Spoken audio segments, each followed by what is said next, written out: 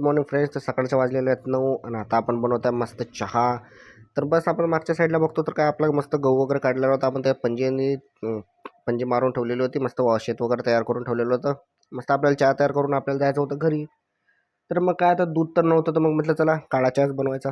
मग काय काळा चहा मस्त. मग काय निघालो आणि मग घराजवळ होतं आंब्याचं झाड. मग मस्त म्हटलं चला आंबे पाडू. किती वर्षानंतर गोटा घेऊन मी आंब्याच्या झाडाला मारला. तर काय नशीब आपलं एवढं चांगलं की आंबे पण पडले.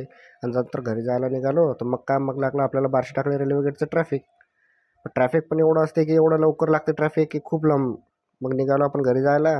मग घरी जायला मग आपण जास्त पोहोचणार होतो घरी. मग घरी जाऊन आपल्याला थोडे प्लॅन होते.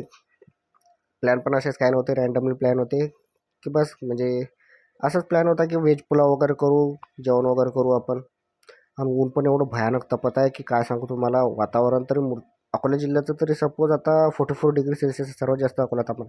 मग काय घरी पोहोचलो मग आपल्याला करायचे होते कांदे भजे. मग कांदे चॉपिंग वगैरे केली. मग काय आपल्याला भजे काढायचं, बेसनाचं वगैरे कांद्याचं वगैरे मिक्सचर आपल्याला तयार करायचं होतं कांदे भज्यांचं. तर मग म्हटलं चला कोल्हापूर स्टाईलमध्ये आपण कांदे भजे बनवू. मग काय कांदे वगैरे मस्त चॉपिंग वगैरे केली, मस्त सेपरेट वगैरे केलं त्याला.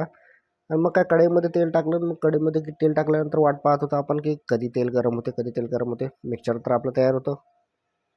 मग काय थोडा वेळ हात वगैरे हे करून बघून की तेल गरम झाले का बघत होतो. असं वाटत आहे की मस्त कांदे भज्यांचं एखादं दुकान टाकून द्यावं.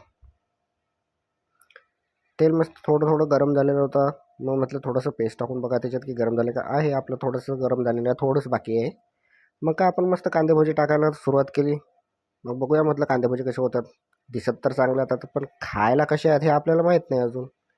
मग म्हटलं चला थोडासा खाऊन बघूया की कसा झालाय काय झालंय. मग खाऊन बघितलं. मग म्हटलं अरे बापरे मस्त झालेला आहे म्हटलं कांदा भजी आपला. पण आता घरच्यांना कसे लागतात काय लागतात. आणि तुम्हाला कसे वाटले माझे कांदे भजी सांगा लवकर. तुम्ही पण घरी करून बघा मस्त कांदे भजी.